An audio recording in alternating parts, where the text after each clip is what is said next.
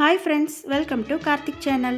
இன்றைக்கி proteins, fibre, vitamins A, C அதிக அளவில் இருக்கக்கூடிய முளைக்கட்டின பச்சைப்பயிறு சுண்டல் எப்படி செய்கிறதுன்னு பார்க்கலாம் வாங்க. 1/4 கிலோ பச்சைப்பயிரை நல்லா கழுவிட்டு 1 லிட்டர் தண்ணி ஊற்றி ஒரு நைட் ஃபுல்லாக ஊற வச்சுருங்க. அடுத்த நாள் காலையில் தண்ணி எல்லாம் வடிச்சிட்டு ஒரு ஹாட் பாக்ஸில் போட்டு டைட்டாக மூடி வச்சுருங்க.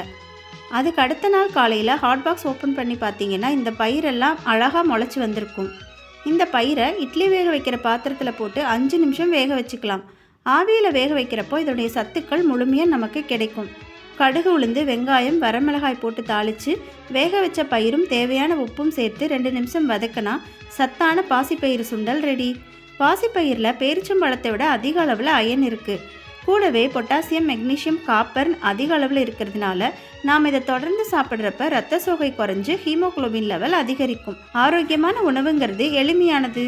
நீங்களும் ட்ரை பண்ணி பாருங்கள். தேங்க்ஸ் ஃபார் வாட்சிங்.